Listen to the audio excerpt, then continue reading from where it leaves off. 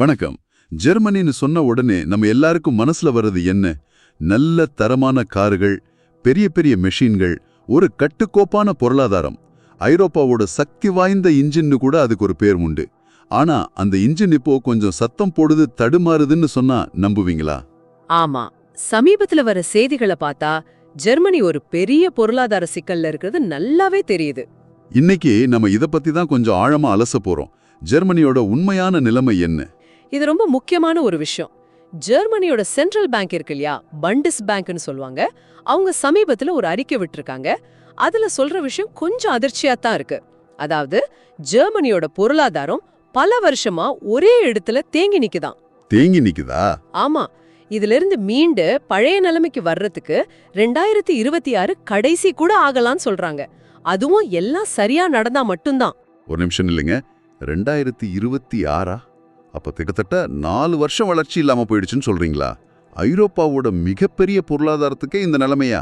அதுதான் உண்மை. ஆனா இதுல இன்னும் ஆச்சரியமான விஷயம் ஒண்ணு இருக்கு. என்னது? ஜெர்மனி கிட்டத்தட்ட 1 ட்ரில்லியன் யூரோ கடன் வாங்கி செலவு பண்ண போறாங்க. 1 ட்ரில்லியன் யூரோனா நம்ம ஊர் கணக்குல 1,00,000 கோடி யூரோ. 1,00,000 கோடி யூரோவா? இவ்ளோ பெரிய பணத்தை கொட்ட போறாங்க, ஆனா வளர்ச்சி மட்டும் வராதுன்னு சொல்றாங்க. அப்போ அந்த பணமெல்லாம் எங்கே தான் போகுது? இதுதான் புரியாத புதிரா இருக்கே. இந்த கேள்விக்கு வரதுக்கு முன்னாடி அந்த எண்கள் சொல்ற கதையை இன்னும் கொஞ்சம் பார்ப்போம். அந்த புண்டஸ்பேங்க் அறிக்கைப்படி 2026ல ஜெர்மனியோட வளர்ச்சி வெறும் 0.6% தான் இருக்கும்னு ஒரு கணிப்பு. வெறும் 0.6% தானா? இது வளர்ச்சின்னு சொல்றதை விட பொருளாதாரம் நகர முடியாம திணறுதுன்னு சொல்லலாம் போல. சொல்லப்போனா அது உண்மையான வளர்ச்சியே இல்ல. அது ஒரு கணக்கு விளையாட்டு மாதிரி. கணக்கு விளையாட்டா? ஆமா, அதாவது அடுத்த வருஷம் வேலை நாட்கள் கொஞ்சம் அதிகமா இருக்கிறதால உற்பத்தி தானா கொஞ்சோண்டு அதிகமாகும். அந்த சின்ன ஏற்றத்தை தான் இப்படி கணக்குல காட்டுறாங்க. உண்மையான வளர்ச்சியை பார்த்தா நிலைமை இன்னும் மோசம். சரி, இது ஒரு பக்கம் இருக்கட்டும். அரசாங்கத்தோட நிதி நிலைமை எப்படி இருக்கு? அது இன்னும் வேகமா சரிஞ்சுகிட்டு வருது. இந்த வருஷம் அவங்க பட்ஜெட் பற்றாக்குறை 2.5% இருக்கு. இதுவே அதிகம். ஆனா 2028 வாக்குல இது 2 மடங்காகி கிட்டத்தட்ட 4.8% வரைக்கும் போகும்னு எதிர்பார்க்கறாங்க. 4.8%? இந்த அளவுக்கு பற்றாக்குறை மோசமாகுதுன்னா இதை சமாளிக்க இன்னும் கடன் வாங்குவாங்கன்னு நல்லா தெரியுதே. அப்போ மொத்த கடன் எந்த அளவுக்கு போகும்? நீங்க சரியா கணிச்சிங்க. நாட்டின் மொத்த கடன் அதோட ஜிடிபியில 62%லிருந்து 68% உயரப்போகுது. 68%? மற்ற சில நாடுகளோட ஒப்பிடும்போது இது பரவாயில்லன்னு தோணலாம். ஆனா ஜெர்மனிக்கு இது ஒரு பெரிய விஷயம் தானே.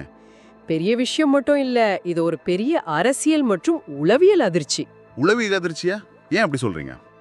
ஏன்னா பல வருஷமா கிரீஸ், இட்டாலி, ஸ்பெயின் மாதிரி நாடுகளுக்கெல்லாம் பார்த்து செலவு பண்ணுங்க, நிதி ஒழுக்கம் வேணும்னு பாடம் எடுத்த நாடே ஜெர்மனி தான். ஆமா, ஐரோப்பிய யூனியன்ல அவங்க தான் வாத்தியார் மாதிரி. இப்போ அந்த வாத்தியாரே தன்னோட சொந்த விதிகளை மீறிக்கிட்டு இருக்காங்க. மத்தவங்களுக்கு பாடம் எடுத்தாலே இப்போ பரீட்சையில ஃபெயில் ஆகுற கதை மாதிரி இருக்குது. ஆனா இவ்ளோ கடன் வாங்கியும் அதுக்கேத்த வளர்ச்சி மட்டும் வரமாட்டேங்குது. இதுதான் இங்க இருக்கிற விசித்திரமான முரண்பாடு.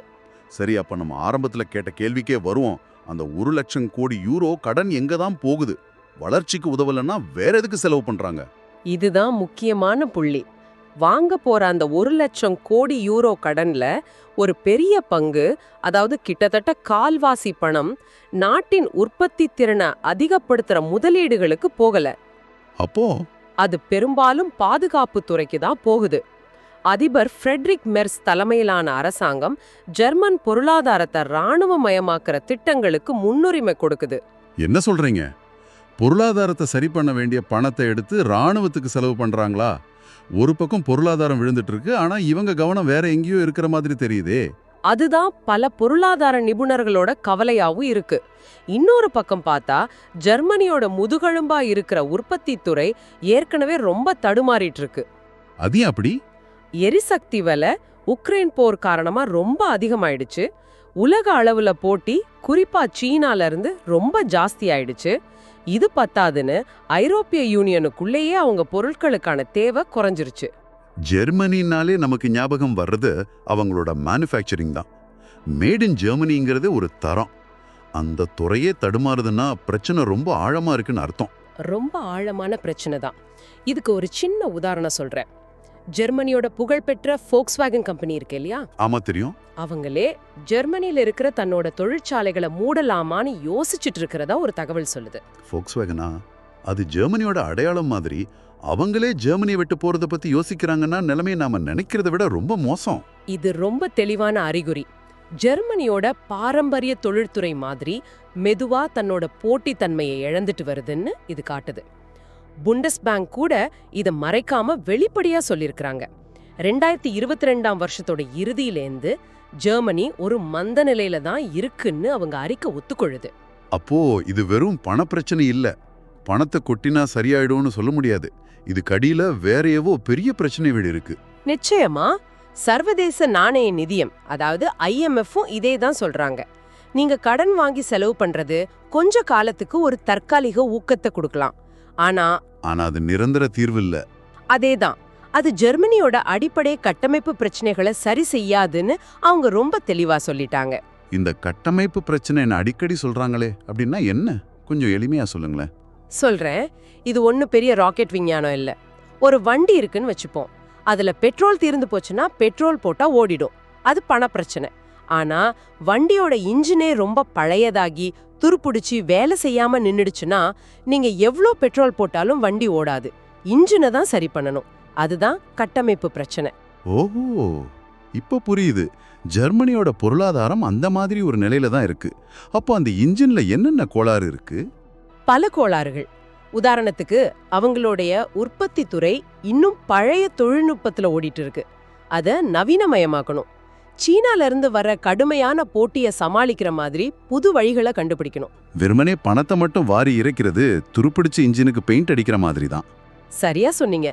இது இல்லாம ஜெர்மனிக்குன்னு வேற ஒரு மிகப்பெரிய சவால் இருக்கு. அது ஒரு டைம் பாம் மாதிரி சொல்லலாம். அது என்ன?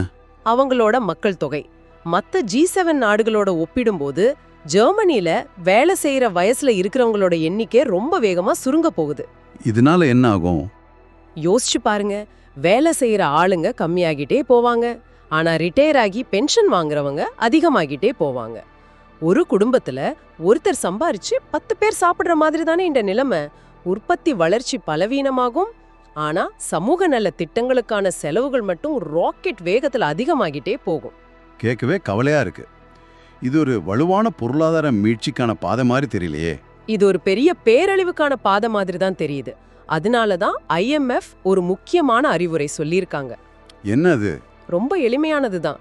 வாங்கின கடனை வீணாக்காதீங்க. அதாவது அந்த 1,00,000 கோடி யூரோ பணத்தை அரசியல் சலுகைகளுக்கோ இல்ல நீண்ட காலத்துக்கு பிரயோஜனம் இல்லாத விஷயங்களுக்கோ செலவு செய்யாதீங்க. உண்மையான உற்பத்தி திறனை அதிகப்படுத்துறதுக்கு அந்த துருப்பிடிச்ச இன்ஜினை சரி பண்றதுக்கு அதை பயன்படுத்துங்கன்னு சொல்றாங்க. அப்படி இல்லைன்னா இப்போ வாங்குற இந்த கடன் பின்னாடி பொருளாதாரத்தை இன்னும் ஆழமா கீழே இழுத்துடும். ஆனா ஜெர்மன் அரசாங்கம் இதை ஏத்துக்கிற மாதிரி தெரியலையே. அவங்க போக்கு ராணுவமயமாக்கலை நோக்கி தானே இருக்கு. துரதிர்ஷ்டவசமா அவங்க இதுக்கு நேர்மாறாதான் செயல்படுற மாதிரி தெரியுது. இதுதான் ஜெர்மனி சந்திக்கிற மிகப்பெரிய முரண்பாடு. அவங்களால இன்னும் கடன் வாங்க முடியும், அதுல பிரச்சனை இல்லை. ஆனா கடன் வாங்குறது மட்டுமே அவங்களோட கட்டமைப்பு சரிவை தடுத்து நிறுத்தாது. அப்போ நாம ஆரம்பத்துல பேசின ஐரோப்பாவின் இன்ஜின்கிற அந்த பட்டம், அந்த பெருமையெல்லாம் இப்போ பழங்கதையாயிடுச்சா? அந்த நிலைமை மாறி பல வருஷம் ஆச்சு. ஐரோப்பாவின் வளர்ச்சி இயந்திரமா இருந்த ஜெர்மனி இப்போ வயசான அதிக செலவுகள் கொண்ட போட்டித்தன்மை குறைந்த ஒரு பொருளாதாரமா மாறிடுச்சு. கடனை வாங்கி எப்படியாவது இந்த தேக்க நிலையிலிருந்து வெளியில வந்துடலான்னு முயற்சி பண்ணுது. ஆனா அந்த பணம் உண்மையான நோய்க்கு மருந்தா இல்லாம வெறும் வலி நிவாரணியா மட்டும் இருக்கு. இங்க இருக்கிற ஆபத்து ஒரு திடீர் சரிவு இல்ல, அதை விட மெதுவான ஆனா ரொம்ப வேதனையான ஒரு சரிவு. எப்படி சொல்றீங்க? ஒரு மரம் புயல்ல டக்குன்னு சாயிறது ஒரு வகை. ஆனா உள்ளுக்குள்ள கரையான் அரிச்சு கொஞ்சம் கொஞ்சமா பலவீனமாகி ஒரு நாள் மொத்தமா பொல பொலன்னு உதிர்ந்து போகுமே, அந்த மாதிரி ஒரு ஆபத்து தான் இது. சரி, ஒருவேளை ஜெர்மனில தன்னைத்தானே சரி செஞ்சுக்க முடியலன்னு வச்சுப்போம். அதோட விளைவுகள் எப்படி இருக்கும்? ஜெர்மனியோட மட்டும் நின்னுடுமா? அதுதான் முக்கியமான கேள்வி. அதோட விளைவுகள் ஜெர்மனியோட எல்லைகளோட நிக்காது. ஐரோப்பால இருக்கிற மத்த பொருளாதாரங்கள், பிரான்ஸ், இட்டாலி மாதிரி நாடுகள் ஏற்கனவே தடுமாறிக்கிட்டு தான் இருக்கு. ஒரு ரயிலை யோசிச்சு பாருங்க. ஜெர்மனி தான் அந்த ரயிலோட இன்ஜின், மத்த ஐரோப்பிய நாடுகள் எல்லாம் பின்னாடி இருக்கிற பெட்டிகள். புரியுது. அந்த முக்கிய இன்ஜினே நின்னு போச்சுன்னா அதை எடுத்துட்டு போற மத்த பெட்டிகளோட நிலைமை என்ன ஆகும்? அதுக்குள்ள நின்னுடும் தானே? அதேதான். அதுதான் இப்போ எல்லோருடைய கவலையும். ஜெர்மனியால தன்னைத்தானே சரி செய்ய முடியாவிட்டால் அதோட விளைவுகள் ஐரோப்பா முழுவதையும் பாதிக்கும்.